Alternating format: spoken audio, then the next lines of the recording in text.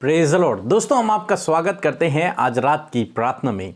और प्रार्थना में जाने से पहले हम परमेश्वर के वचन की ओर देखेंगे, फिर हम आपके लिए और आपके परिवार के लिए प्रार्थना करेंगे। और आज मैं आपसे बात करना चाहता हूं पहला शमूएल उसका 16 अध्याय और 7 पद से, जहां पर कुछ इस प्रकार से लिखा है। परंतु यहोवा ने शमूएल से कहा, ना तो उसके रूप पर दृष्टि कर और ना उसके कद की ऊंचाई पर, क्योंकि मैंने उसे अयोग्य जाना है। क्योंकि यहोवा का देखना मनुष्य का सा नहीं है। मनुष्य तो बाहर का रूप देखता है, परंतु यहोवा की दृष्टि मन पर रहती है। आमीन। दोस्तों, यहां पर परमेश्वर का वचन कहता है मनुष्य तो बाहरी रूप रंग को देखता है, परंतु परमेश्वर हृदय को देखता है। परमेश्वर मनों को जांचता है। दोस्तों, यहां पर कुछ इस प्रकार से हुआ जब परमेश्वर ने शमूएल से कहा कि तू ईसा के पुत्रों के पास जा, उनमें से एक को मैंने राजा होने के लिए चुना है, तू उसका अभिषेक कर। और शमूएल ईसा के पास गया और शमूएल ने ईसा से कहा कि अपने पुत्रों को भेज, क्योंकि परमेश्वर ने ऐसा कहा है। तो ईसा ने अपने बड़े बेटे को शमूएल के पास भेजा और शमूएल ने जब उसे देखा, शमूएल ने सोचा कि यही वो लड़का है जिसे परमेश्वर ने चुना हुआ है। क्योंकि शमूएल ने देखा कि ये रंग रूप में अच्छा है, कद काठी में अच्छा है, बलवान है, राजा होने के लिए सही है, इसलिए शमूएल ने सोचा कि यही वो लड़का है। परंतु परमेश्वर ने शमूएल से कहा कि तू उसके रंग रूप पर दृष्टि मत कर, तू उसकी कद काठी पर दृष्टि मत कर, क्योंकि मैंने उसे अयोग्य जाना है। ये वो व्यक्ति नहीं है, ये वो लड़का नहीं है जिसे मैंने राजा होने के लिए चुना है। और परमेश्वर ने कहा कि मैं तो हृदयों को देखता हूं। मनुष्य बाहरी रूप को देखता है, परंतु मैं हृदय को देखता हूं। परमेश्वर हृदय को देखता है। इसी प्रकार से ईसा के सारे बेटे शमूएल के पास आए और परमेश्वर ने उन्हें रिजेक्ट कर दिया। तब शमूएल ने ईसा से कहा कि क्या तेरा कोई और बेटा है? तो उसने कहा, हाँ, मेरा एक और छोटा बेटा है, वो चरवाहा है, वो भेड़ बकरियों को चराने के लिए गया है। तब शमूएल ने कहा कि उसे बुला लिया। और जब वो आया तो वो था दाऊद, और वो छोटा ही बच्चा था। बाइबल में लिखा है उसके चेहरे से लाली छलकती थी। और परमेश्वर ने कहा, यही वो है जिसको मैंने राजा होने के लिए नियुक्त किया है, तो इसी का अभिषेक कर। दोस्तों, हम यहां पर देखते हैं कि हमारा परमेश्वर हृदयों को देखता है। वो हमारे रंग रूप, हमारी कद काठी, हमारे कपड़े, इन चीजों को नहीं देखता, हमारे स्टेटस को नहीं देखता है, हमारे पास कितनी धन दौलत है, हम कितने गरीब हैं, हम कितना अच्छे हैं, इन सब बातों को परमेश्वर नहीं देखता है। परमेश्वर देखता है तो हमारे हृदय को, कि हमारे हृदय में क्या है। क्या वो हृदय परमेश्वर की उपासना कर रहा है, या फिर वो हृदय कूड़ा कबाड़ से भरा हुआ है? क्या उस हृदय का आत्मिक जीवन है, या फिर वो उस हृदय में गंदगी भरी हुई है? परमेश्वर हृदय को देखता है। हो सकता है हम लोगों के सामने धर्मी बन सकते हैं, अच्छा दिख सकते हैं, परंतु परमेश्वर तो हमारे हृदय को देखता है। परमेश्वर हमारी भाषा को नहीं, परमेश्वर हमारे शरीर को नहीं, परमेश्वर हमारे कपड़ों को नहीं, हमारे रंग रूप को नहीं देखता, बल्कि हमारे हृदय को देखता है। दोस्तों, हो सकता है बहुत सारे भाई बहनों ने आपको रिजेक्ट कर लिया हो, क्योंकि आप दिखने में बहुत अच्छे नहीं हैं, आपका रंग रूप अच्छा नहीं, आपका कद काठी अच्छी नहीं है। परंतु मैं आपसे कहूंगा कि परमेश्वर आपके हृदय को देखता है। परमेश्वर नहीं देखता कि आप कैसे दिखते हैं, नहीं, परमेश्वर इससे कोई मतलब नहीं रखते। परमेश्वर मतलब रखते हैं तो आपके हृदय में क्या है, आप परमेश्वर से कितना प्रेम करते हैं, ये परमेश्वर देखते हैं। दोस्तों, हम में से बहुत से भाई बहन रंग रूप को देखकर अपने जीवन का निर्णय ले लेते हैं।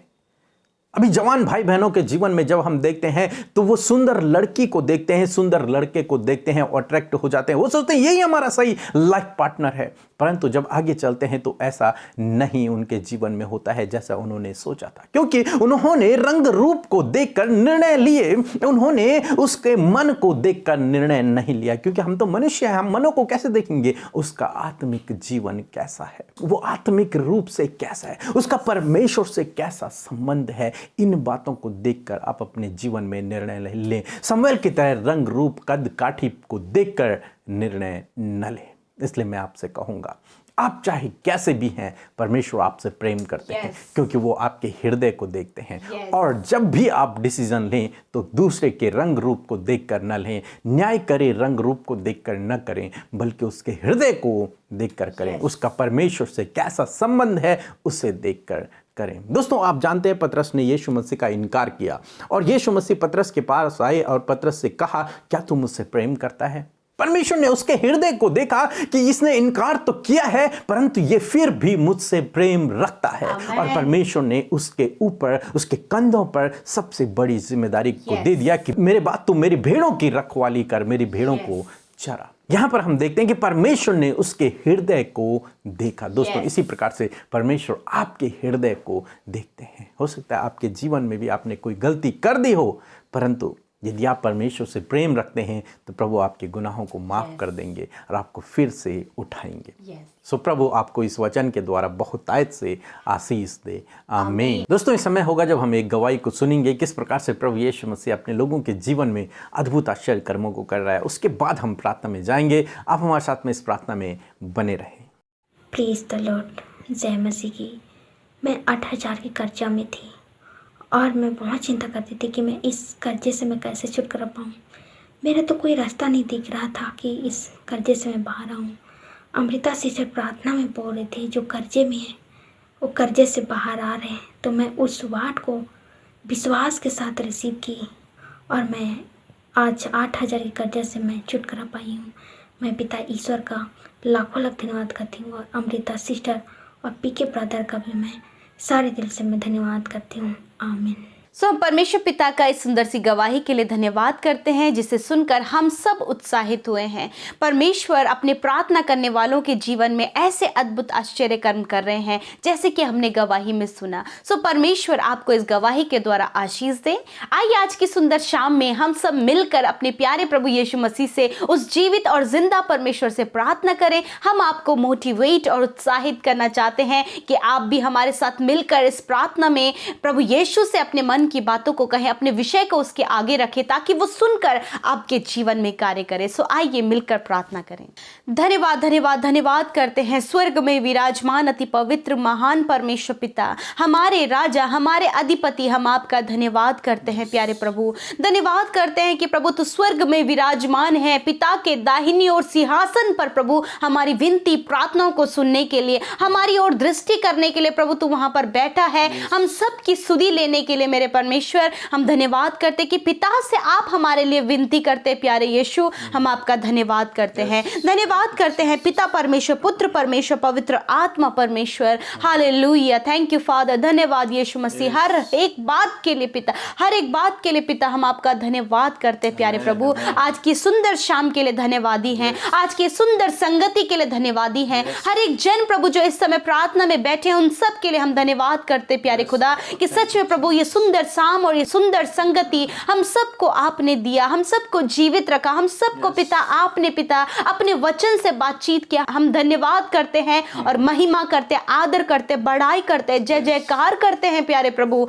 आपकी महिमा करते हैं लॉर्ड। Thank you father. धन्यवाद परमेश्वर प्रभु, आपने वचन में कहा है पिता कि आप हमारे मध्य निवास करते हैं प्रभु जी। हाँ प्रभु जी, आप हमारे साथ में हमारी प्रार्थनाओं को सुनने के लिए आप अपनी पवित्र उपस्थिति से एक एक जन को प्रभु जो इस समय प्रार्थना में शामिल है आप उन्हें प्रभु ब्लेस करें प्रभु, अपनी रूह से उन्हें भर दें पिता, पवित्र आत्मा से उन्हें भर दे प्रभु जी। और खुदावन वो महसूस करे आपकी होली प्रेजेंस को, उस पवित्र उपस्थिति को जो प्रभु हमारे मध्य में मौजूद है। हर एक जन जो इस प्रार्थना में शामिल है वो महसूस करे प्रभु, वो फील करे परमेश्वर पिता। Thank you Lord Jesus. मैं प्रार्थना करती हूँ प्यारे खुदावन, आज की सुंदर शाम में प्रभु यदि दिन भर में प्रभु जी जाने अनजाने में प्रभु कोई भी हमसे ऐसा गलत काम या फिर कोई भी ऐसी गलत बातें, कोई भी अपराध, कोई भी पाप हमसे हुआ है यीशु, हम उन्हें आपके आगे रखते हैं यीशु। हमारे जीवन से उन गुनाहों को दूर कीजिए, हमारे जीवनों को पाक साफ कीजिए प्रभु। और पिता आपने कहा है उदयचल से अस्ताचल जितनी दूर है उतनी ही दूर मैंने तुम्हारे गुनाहों को कर दिया।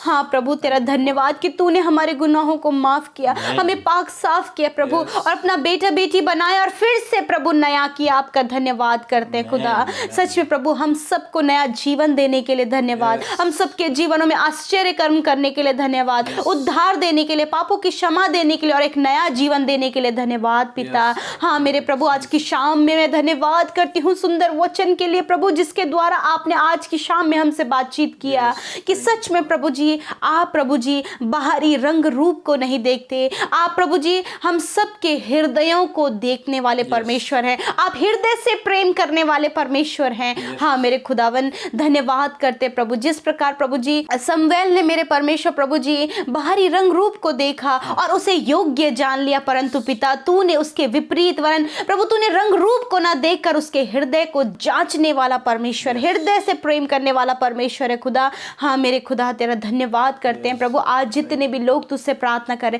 आज जितने भी लोग तुझसे प्रेम करते हैं मेरे खुदा यीशु मसीह, आप उनके हृदयों में कार्य कीजिए, क्योंकि आप उनके हृदय के प्रेम को जानते हैं। आप उन्हें ब्लेस कीजिए प्रभु। यदि पिता परमेश्वर आज भी प्रभु जी आपके लोगों के हृदय में परमेश्वर प्रभु दूसरों के प्रति प्रभु गलत भावनाएं हैं पिता परमेश्वर, यदि किसी को क्षमा नहीं कर पा रहे हैं, जिन्होंने इनके साथ गलत किया प्रभु उन्हें क्षमा नहीं कर पा रहे हैं, हृदय में प्रभु उनके लिए कड़वाहट भरी है, एक दूसरे के प्रति कुड़कुड़ाते हैं परमेश्वर, आज प्रभु आप इनके हृदयों को पाक साफ करें प्रभु जी, क्योंकि आप हृदयों को जांचने वाले परमेश्वर हैं। जैसे दाऊद के हृदय को आपने पसंद किया, वो आपके मन के मुताबिक था प्रभु, उसी प्रकार यीशु मसीह नासरी आज आपके बेटे बेटियों के हृदय भी पाक साफ होने पाए और ये सब प्रभु तेरे मन के मुताबिक होने पाए, क्योंकि आपने इन्हें चुना है, आपने इन्हें बुलाया है और आपने इन्हें योग्य जाना है प्रभु अपनी प्रजा होने के लिए, अपना बेटा बेटी होने के लिए प्रभु। धन्यवाद करते प्रभु, आज आपके बेटे बेटियों के हृदय में किसी के लिए भी कोई बुराई ना हो पिता, किसी के लिए भी कोई कड़वाहट ना होने पाए प्रभु, ये हर एक को क्षमा करने पाए पिता। और प्रभु यदि इनके साथ किसी ने गलत किया है प्रभु,